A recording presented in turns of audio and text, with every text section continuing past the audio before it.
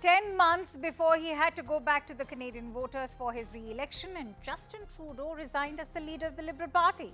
He said he will step down as Canada's Prime Minister after his party finds a new leader. It would bring his decade in power to an end while also putting the country's political future at crossroads. His decision to resign comes at a time of deep anxiety for Canada just before Donald Trump's inauguration as the US president. Canadian officials increasingly fear US tariffs will devastate the country's economy and a prorogued parliament, which is unlikely to ease these fears. We bring you more. Canada's Justin Trudeau says he will resign as Prime Minister once his ruling Liberal Party picks its next leader. One of the few Canadian leaders to win 3 consecutive terms in office, Trudeau's popularity started dipping 2 years ago over high prices and a housing shortage, and has never recovered.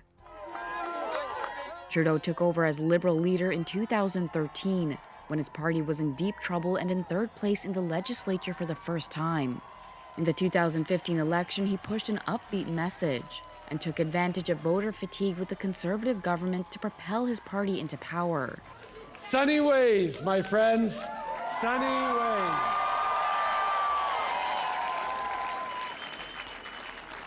This is what positive politics can do. This is what a positive, hopeful vision and platform and team can make happen. Trudeau's early impact on the media was referred to as Trudeau-mania, a term coined to describe the phenomenon surrounding his father, longtime Prime Minister Pierre Trudeau, in the late 1960s.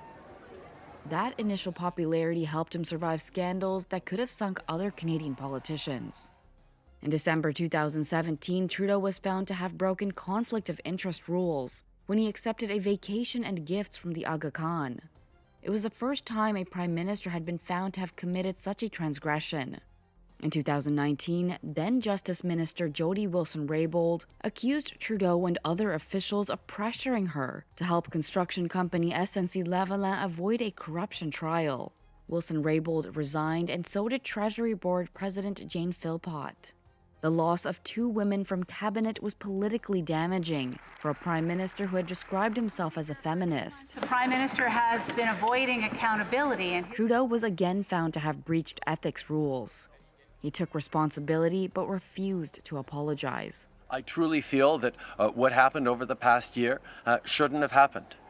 Shortly into the 2019 election campaign, photos emerged of Trudeau wearing blackface when he was younger.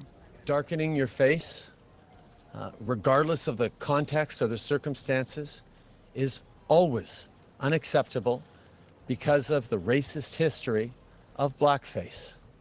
I should have understood that then, and I never should have done it. He apologized repeatedly, and the Liberals retained power with a minority government. During the pandemic, Trudeau appeared every day on television for months. Yet legislators knocking on doors reported he was starting to put voters off. A gambit on a snap election in 2021 backfired and resulted in another minority government. The fateful moment in Trudeau's downfall turned out to be his clash over spending with staunch cabinet ally Finance Minister Chrystia Freeland. She penned a letter accusing Trudeau of political gimmicks. Freeland's resignation set off new calls for Trudeau to step aside. People are right to be angry. As opposition parties called for a no-confidence vote in Parliament that Trudeau would not have survived.